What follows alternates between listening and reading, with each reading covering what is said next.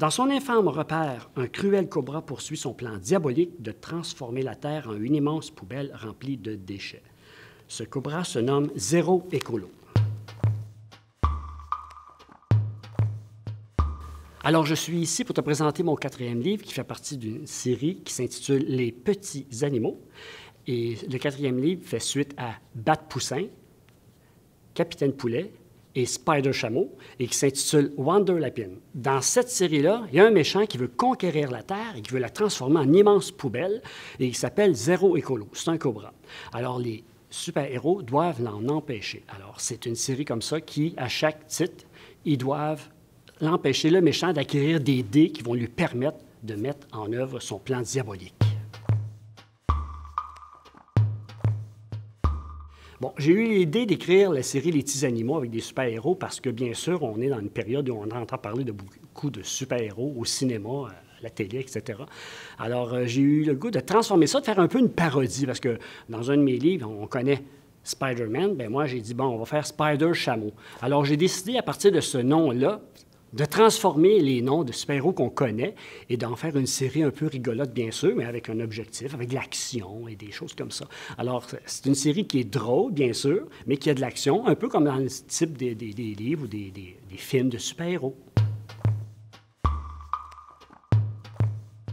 Moi, je dois dire qu'il n'y a pas vraiment personne qui m'a influencé au niveau du livre, c'est plutôt mes lecteurs. Alors, la réaction que j'ai lorsque je leur trouve une histoire ou un titre rigolo et tout ça, pour moi, c'est idiot à dire un peu, là, mais c'est vraiment mon salaire, parce que moi, je le sais, en créant le livre, en créant le titre, en dessinant la couverture, j'ai dit « Ah, ils vont rire de ça ». Puis c'est mon objectif. Je veux que quand ils prennent un de mes livres, qu'ils s'amusent beaucoup.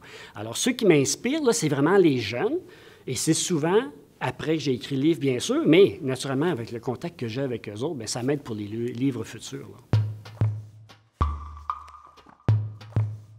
Bon, les rencontres marquantes dans mon travail d'auteur, depuis 25 ans cette année que je fais ça, là, je reviens encore avec les enfants parce que je sais que j'entends dire les gens que je suis drôle, puis je fais des folies dans mes livres, puis les enfants peuvent rire en lisant un livre, puis s'imaginent les parents qui sont en train de regarder un film, mais non, avec le livre, ils rient. Mais moi, c'est parce que j'écoute les enfants, je leur parle beaucoup, et je ris autant quand ils me parlent, puis qu'ils m'expliquent ce qui est arrivé, comment ils ont réagi face à telle situation dans un livre. Alors moi, je vous dis, mon inspiration, c'est les enfants, puis à chaque fois, j'ai hâte de leur montrer le livre et leur poser la question, sincèrement. Comment tu as aimé ça? Tu trouvais ça bon, cette partie-là et tout ça? Puis j'attends toujours leur réponse. Ça m'aide beaucoup. Rendu à 200 livres, hein, j'aime ça, savoir qu'est-ce qu'ils en ont pensé de ce livre lorsqu'ils l'ont lu. Lors d'affrontements avec les 3 super petits animaux, Spider-Chameau, Bat-Poussin et Capitaine Poulet, Zéro Écolo et ses vilains amis ont réussi à s'approprier 3 des 5 dés au pouvoir infini.